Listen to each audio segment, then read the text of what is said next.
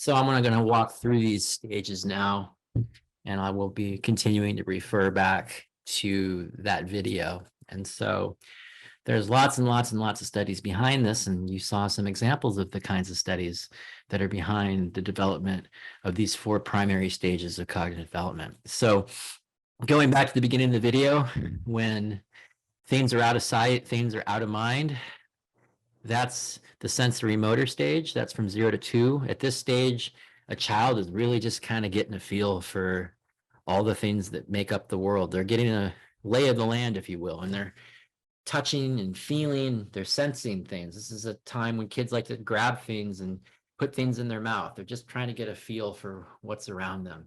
And again, if you take those things out of the purview of their senses, they're not going to think about it anymore. They only think about what their senses have direct access to. So out of sight is out of mind. However, when you get to around age 2 or so, things that are out of sight might still remain in mind. So you have now mastered what Piaget calls object permanence, that an object can exist even if you're not looking at it and sensing it. Okay, so the pre-operational stage, you have mastered object permanence, but as we saw in the video with the child that originally said that the amount of juice was equal in two equal looking glasses, but then one of the glasses was poured into a taller skinny glass and suddenly that glass had more juice. So that child in the pre-operational stage has yet to master what's called conservation. So moving into the concrete operational stage around age 7 or so, these children have now mastered conservation. And so now they're actually able to perform some operations, manipulations on the world around them, but they really only are able to do so more in the concrete.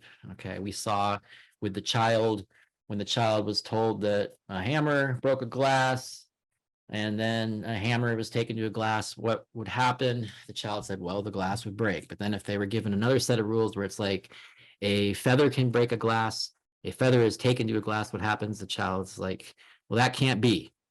And that's because the child can still only think about manipulations of the environment in concrete ways that appeal to direct concrete experiences. They can't think more formally and more in the abstract.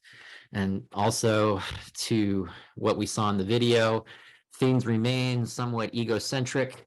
We saw the example of the child and they were looking at things and they could say very easily what they could see. But then when the researcher asked what the researcher could see on the other side, the child just could only think in terms of what the child could see. And so you're still thinking about the world in a very egocentric way. You shouldn't get too upset with kids for being selfish. We're pretty selfish and egocentric when we're first figuring out the world. Eventually, around ages 11 and up, you begin to reason more in the abstract.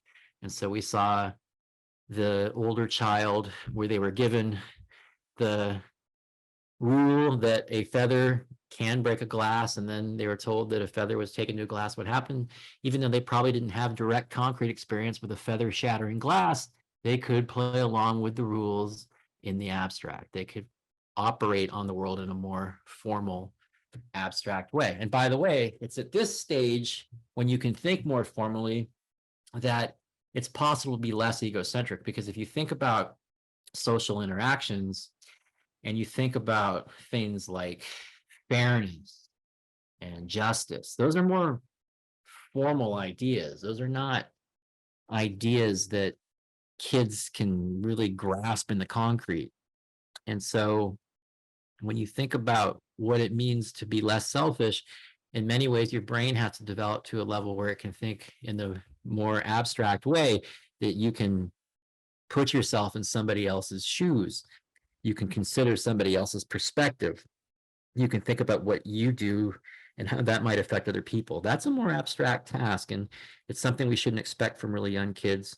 But the hope is that eventually, as we begin to think about the world in more formal ways, we can think about other people, right? And be less selfish about how we take in the world. So Piaget's got these 4 stages, and then there's some rules about these stages. And so there's these very discrete markers when you go from stage to stage. So for example, right, whether or not you've mastered object permanence is whether you're in stage 1 or stage 2. Whether you've mastered conservation is whether you're in stage 2 or stage 3. Okay. Whether your operations are concrete or formal is whether you're in stage 3 or stage 4. And so there's these very discrete qualitative changes that we see as you move from one stage to the next. But here's the thing, under Piaget's view, each child passes through the stages in the same exact order. You start with 1, you go to 2, you go to 3, you go to 4. You don't have kids going from 1 to 3 to 2 to 4, for example. All kids pass through each stage in the same order, 1, 2, 3, 4. And here's the other thing. When you go from, say, stage 1 to stage 2, what that means is that you've mastered all of the criterion of stage 1. When you go from stage 2 to stage 3, you've mastered all the criterion of stage 2. And when you go from stage 3 to stage 4, you've mastered all the criterion of stage 3. So what this means is that each stage includes all the cognitive structures and abilities of the preceding stages. Each advanced stage subsumes all preceding stages.